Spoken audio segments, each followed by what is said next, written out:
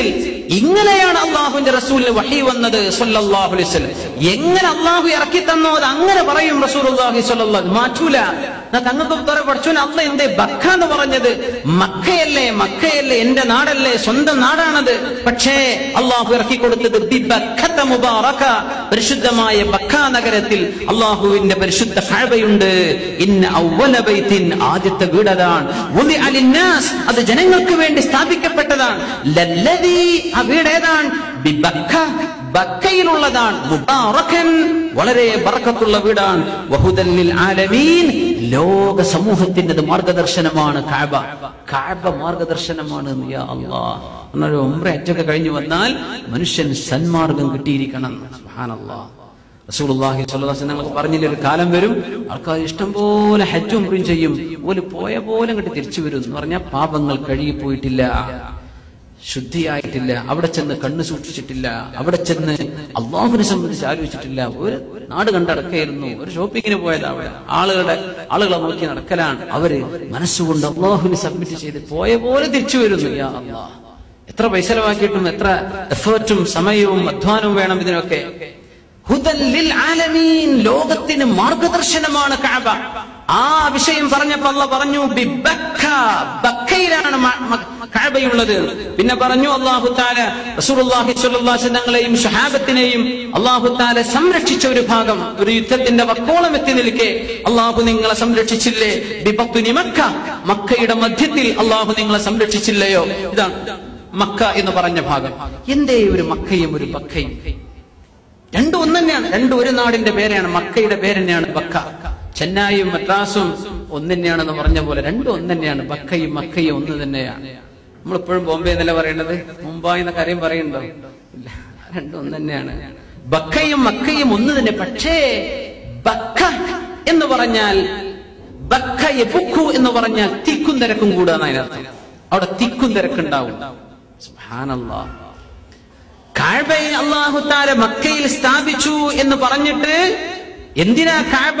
അവിടെ തവാഫ് നടക്കണം, അവിടെ സഈ വേണം, ഹജ്ജ് നടക്കണം, അവിടെ കോടാനുകോടി ആളുകൾ വന്ന് അവിടെ തിക്കും തിരക്കുണ്ടാകുന്ന സ്ഥലമാണത്. അവിടെ തിക്കും തിരക്കും വരും.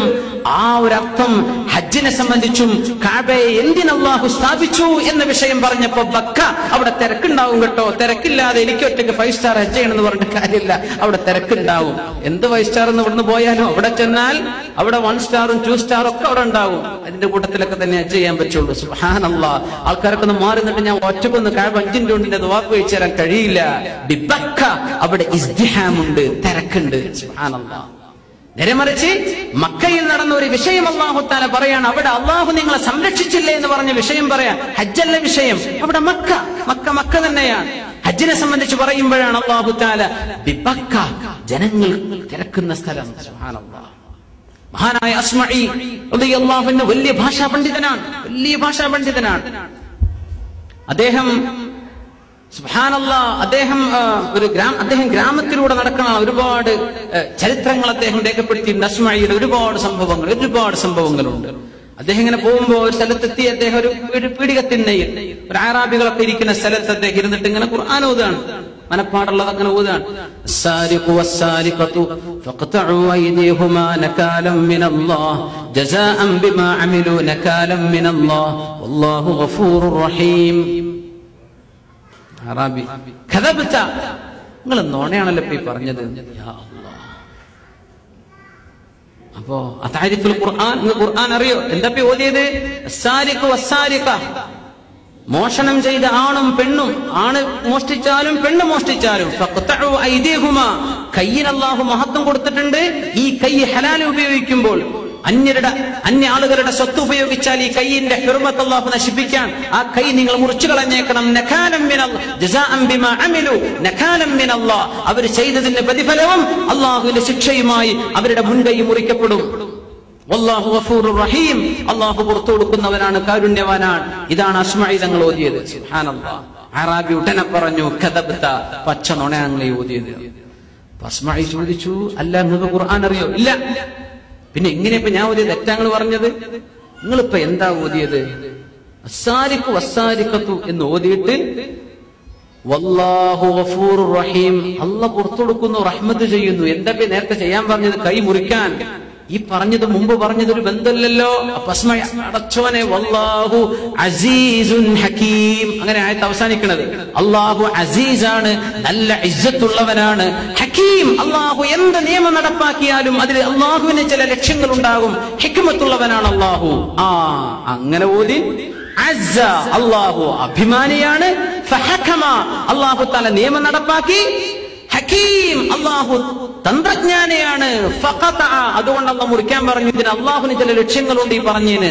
അങ്ങനെ ഓതി ഇപ്പൊ ശരിയായിക്കണ്. സുബ്ഹാനല്ലാഹ്, ഭാഷ കേട്ടപ്പോഴേക്കും തിരിഞ്ഞു, ആയത്ത് തെറ്റിയിട്ടുണ്ട്. നമ്മൾ വിചാരിക്കില്ല അസീസുൻ അലീം സമീഉൻ അലീം ഇതൊക്കെ അങ്ങോട്ടും ഇങ്ങോട്ടും മാറിയാലൊന്നും കഴിക്കൂല. അവിടെയൊക്കെ ഓരോ വാക്കിനും പ്രയോഗത്തിന് അർത്ഥങ്ങളുണ്ട്. സുബ്ഹാനല്ലാഹ്. ഇങ്ങനെ അള്ളാഹുവിന്റെ വചനം അല്ലമൽ ഖുർആൻ, ഈ കാരുണ്യവാൻ അള്ളാഹുവിന്റെ കലാമ മനസ്സിലാക്കാൻ നമുക്ക് അവസരം തന്നത് അള്ളാഹു ചെയ്ത വലിയ നിഅമത്തല്ലേ. മുസ്ലിമീങ്ങളായ ആളുകൾ നമ്മളെ സംബന്ധിച്ചിടത്തോളം നമ്മുടെ ദീനിന്റെ അടിസ്ഥാനം അള്ളാഹുവിന്റെ കലാമല്ലേ. റസൂലുള്ളാഹി സ്വല്ലല്ലാഹു അലൈഹി വസല്ലം അവിടുത്തെ സുന്നത്ത് കൊണ്ട്, ചര്യ കൊണ്ട്, ഹദീസ് കൊണ്ട് ഖുർആൻ വിശദീകരിച്ചു തന്നിരിക്കുകയാണ്. ഇങ്ങനെ വിശദീകരിക്കാൻ ഒരു നബിയെ അയച്ചതും ഈ ഖുർആൻ നിങ്ങൾക്ക് മനസ്സിലാക്കാൻ സാധിച്ചതും എല്ലാം അള്ളാഹു ചെയ്ത വലിയ നിഅമത്തല്ലേ എന്ന് അള്ളാഹു സുബ്ഹാനഹു വ തആല ചോദിക്കുകയാണ്. സുബ്ഹാനല്ലാഹ്. അള്ളാഹു സുബ്ഹാനഹു വ തആല പരിശുദ്ധ ഖുർആൻ പഠിക്കാനും ഹിഫ്ളാക്കാനും അതിന്റെ അർത്ഥങ്ങൾ അറിയാനും ഒക്കെ അള്ളാഹു നമുക്ക് തൗഫീഖ് നൽകുമാറാകട്ടെ. അർ-റഹ്മാൻ അല്ലമൽ ഖുർആൻ. ഒരുപാട് വിഷയങ്ങൾ. ലാ തഖ്തുലു ഔലാദകും മിൻ ഇംലാഖിൻ, ഒരായത്ത് അങ്ങനെയാണ്. വേറെ ആയത്ത് ലാ തഖ്തുലു ഔലാദകും ഖശിയത ഇംലാഖ്, ദാരിദ്ര്യം കൊണ്ട് നിങ്ങളെ കുട്ടികളെ കൊല്ലരുത് കേട്ടോ. മറ്റൊന്ന് ദാരിദ്ര്യം ഭയന്നുകൊണ്ട് കുട്ടികളെ കൊല്ലരുത് കേട്ടോ. അതിന് ശേഷം നഹ്നു നർസുഖുഹും വ ഇയ്യാകും, അവർക്കും ഭക്ഷണം നൽകുന്നത് ഞാനാണ്, നിങ്ങൾക്കും ഞാനാണ്. മറ്റു സ്ഥലത്ത് പറഞ്ഞത് നിങ്ങൾക്ക് ഞാനാ ഭക്ഷണം തരുന്നത്, അവർക്കും ഞാനാ കൊടുക്കുന്നത്. ഈ അവര് നിങ്ങളൊക്കെ അങ്ങോട്ടും ഇങ്ങോട്ടും മാറ്റി, ഇതിലൊക്കെ അത്ഭുതങ്ങളാണ്. അതൊക്കെ അത്ഭുതമാണ്. സുബ്ഹാനല്ലാഹ്. സൂറത്തുൽ ഇസ്രായിൽ ഇതുകൂടെ പറഞ്ഞ് നമ്മൾ വിഷയത്തിലേക്ക്, അടുത്ത ആയത്തിലേക്ക് പോകണം. ഒരു വളരെ കൗതുകം തോന്നിയിട്ടുണ്ട് ഈ വിഷയം. വലാ തഖ്തുലു ഔലാദകും ഖശിയത ഇംലാഖ്, ദാരിദ്ര്യം വരുമല്ലോ എന്ന് വിചാരിച്ച് നിങ്ങളെ കുട്ടികളെ കൊല്ലല്ലേ. ദാരിദ്ര്യം, എന്റെ മക്കൾ കുറെ ഉണ്ടായിപ്പോയാൽ ഇവരൊക്കെ ഞാൻ എങ്ങനെ സ്കൂൾ ഫീസ് കൊടുക്കുക, ഇവരൊക്കെ ഞാൻ എങ്ങനെയാ പഠിപ്പിക്കുക, ഇവരൊക്കെ എല്ലാരും എഞ്ചിനീയർ ആക്കാൻ എന്നെ കൊണ്ട് കഴിയോ? ഇതൊന്നും നിങ്ങൾ ആലോചിക്കണ്ട. ഇതൊക്കെ അല്ലാഹു ജല്ലല തീരുമാനിച്ചു വെച്ച വിഷയങ്ങളാണ്. അതുകൊണ്ട് നിങ്ങൾ അബോർഷൻ ചെയ്യരുത്. ലാ തഖ്തുലു ഔലാദകും, പ്രസവങ്ങൾ നിർത്തണ്ട. കുട്ടികളില്ലാതെ നിങ്ങൾ വിചാരിച്ചു കുന്നാ നഅ്സിലു വൽ ഖുർആനു യൻസിലു, ഖുർആൻ അവതരിക്കുന്ന കാലത്തും സ്വഹാബത്ത് അസ്ൽ ചെയ്യുമായിരുന്നു എന്ന് ഹദീസിലുണ്ട്. എങ്ങനെ? അവര് ഗർഭാശയത്തിലേക്ക് സ്പേം എത്താത്ത രീതിയിൽ അവര് വിത്ഡ്രോവൽ സിംപ്റ്റം പറഞ്ഞാൽ അത് ഗർഭധാരണം നടക്കാതിരിക്കാൻ വേണ്ടി അവര് പുറത്ത് എടുക്കുമായിരുന്നു എന്നാണ് ആ വാക്കിനർത്ഥം. കുന്നാ നഅ്സിലു വൽ ഖുർആനു യൻസിലു. ഇതൊക്കെ പറഞ്ഞിട്ട് നമ്മുടെ പെണ്ണുങ്ങളൊക്കെ 2 കുട്ടികളാകുമ്പോഴേക്കും 3 ആകുമ്പോഴേക്കും പ്രസവം നിർത്തുകയാണ്. ഇതൊക്കെ ലാ തബ്ദീല ലിഖൽഖില്ലാഹ്, അല്ലാഹുവിന്റെ സർട്ടിഫിക്കറ്റ് നിങ്ങൾ എന്തിനാ മാറ്റുന്നത്? ഈ 2 കുട്ടികളങ്ങ് മരിച്ചാൽ പിന്നെ എവിടുന്ന് ഈ പെണ്ണിന് കുഞ്ഞുണ്ടാകും? എവിടുന്നുണ്ടാകും? എന്നൊക്കെ സംഭവിച്ചൂടെ? അള്ളാഹുവിന്റെ സർട്ടിഫിക്കറ്റ് നിങ്ങൾ തടസ്സം നിൽക്കല്ലേ. സുബ്ഹാനല്ലാഹ്. ഒരു കുഞ്ഞ് ജനിക്കുകയാണ്, ഒരു കുഞ്ഞിന്റെ ഗർഭധാരണം തുടങ്ങിയിട്ടുണ്ട്. അള്ളാഹു തീരുമാനിച്ചു. അങ്ങനെയാണ്. എല്ലാവരും കുട്ടിനാണെന്ന് വിചാരിക്കുന്നവർക്കൊന്നും അല്ലാഹു കൊടുക്കണില്ല. അത് നൽകുന്നത് അള്ളാഹുവിന്റെ വലിയ നിഅമത്ത്. ഖലഖൽ ഇൻസാൻ, ആ വിഷയം നമുക്ക് പറയാം. അടുത്ത ആയത്ത് അതാണ്. മനുഷ്യനെ സൃഷ്ടിച്ചത് ഭയങ്കര അത്ഭുതമല്ലേ. ഖലഖൽ ഇൻസാൻ. അതുകൊണ്ട് ദാരിദ്ര്യം വരുമോ എന്ന് പേടിച്ച് നിങ്ങൾ കുഞ്ഞിനെ കൊല്ലല്ല. നഹ്നു നർസുഖുഹും, വരാൻ പോണ കുട്ടികൾ വരുമ്പോൾ എന്റെ സമ്പത്ത് കുറഞ്ഞു പോകുമോ? അത് പെൺകുട്ടിയാണെങ്കിൽ ഓളെ കെട്ടിച്ചയക്കുമ്പോ അവൾക്ക് സ്ത്രീധനം കൊടുത്താ പടച്ചോനെ എന്റെ സർവ്വ സമ്പാദ്യം പോയല്ലോ. ഇതൊന്നും പേടിച്ച് നിങ്ങൾ നടക്കണ്ട. നഹ്നു നർസുഖുഹും, ആ വരാൻ പോണ കുട്ടികൾക്കും ഞാനാണ് ഭക്ഷണം കൊടുക്കുന്നത്. വ ഇയ്യാകും, നിങ്ങൾക്കും. ഇവിടെ പറഞ്ഞത് ഇങ്ങനെ എന്തുകൊണ്ട്? വരാൻ പോണ കുട്ടികളെ സംബന്ധിച്ചല്ലേ പേടി. ഓർക്ക് ഞാൻ കൊടുക്കുന്നുണ്ട്, നിങ്ങളിൽ നിന്നല്ല അവരെ തിന്നുന്നത്. അവരുടെ റിസ്ക് ഞാൻ വേറെ തരാണ്. നിങ്ങളെ റിസ്ക് ഇവരൊക്കെ വലിച്ചെടുക്കല്ല, അവർക്കുള്ള റിസ്ക് ഞാൻ അഡീഷണലി നിങ്ങൾക്ക് വേറെ തരുന്നുണ്ട്. അപ്പൊ നിങ്ങൾക്കൊരു പ്രൊമോഷൻ കിട്ടിയെന്ന് വരും. അപ്പൊ നിങ്ങൾ ജോലി മാറും. അപ്പൊ നിങ്ങൾ അള്ളാഹു മറ്റൊരു സാഹചര്യത്തിലേക്ക് നിങ്ങൾ എത്തിക്കുകയാണ്. ഓരോ കുഞ്ഞിനും വേണ്ടത് അള്ളാഹു തആല തരുന്നുണ്ട്. ജീവിതത്തിലേക്ക് ഇറങ്ങി ആലോചിച്ച് നോക്കൂ, ശരിക്കും ബോധ്യപ്പെടും. നിങ്ങൾ പേടിച്ചുകൊണ്ട് നിങ്ങൾ കുട്ടികളെ കൊല്ലലില്ല. ദാരിദ്ര്യം വരുമോ എന്ന്, ഇപ്പൊ ദാരിദ്ര്യമൊന്നുമില്ലേ, പക്ഷെ വരുമോ എന്ന് പേടിക്കാൻ. ആ പേടിക്കുമ്പോ ആരെയാ പേടിക്കണത്? ആ കുട്ടികൾ ഉണ്ടായാൽ എന്റെ സമ്പത്ത് പോകുമോ? അതിന് അല്ലാഹു ആദ്യം കുട്ടികളെ വിഷയം പറഞ്ഞു. നഹ്നു നർസുഖുഹും, അവർക്കും നിങ്ങൾക്കും തരുന്നത് ഞാനാണ്. ഇത് പറഞ്ഞത് സൂറത്തുൽ ഇസ്രാ. ഇനി സൂറത്തുൽ അൻആമിലേക്ക് വരും. വലാ തഖ്തുലു ഔലാദകും മിൻ ഇംലാഖ്. ദാരിദ്ര്യം കാരണം നിങ്ങൾ മക്കളെ കൊല്ലല്ലേ. ഇപ്പൊ ദാരിദ്ര്യാണ്.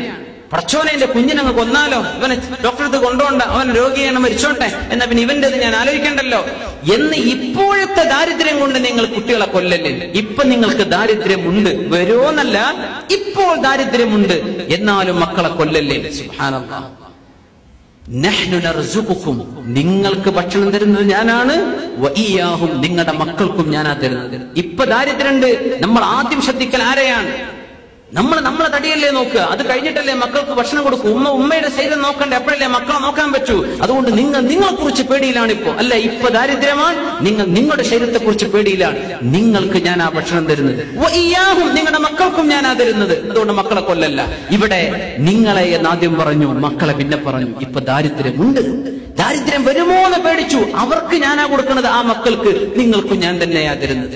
രണ്ടും ഒരേപോലെ തോന്നുന്ന ആയത്തുകൾ, പക്ഷേ വാക്കുകൾ വ്യത്യാസപ്പെടുത്തിയിട്ടുണ്ട് അല്ലാഹു സുബ്ഹാനഹു വ തആല. സുബ്ഹാനല്ലാഹ്. അല്ലാഹു നമുക്ക് ഫഹ്മ നൽകുമാറാകട്ടെ. സല്ലു അലൻ നബി മുഹമ്മദിൻ വ ആലിഹി. അല്ലാഹുമ്മ സല്ലി അലാ സയ്യിദിനാ മുഹമ്മദിൻ വ അലാ ആലി സയ്യിദിനാ മുഹമ്മദിൻ വ ബാരിക് വ സല്ലിം അലൈഹി.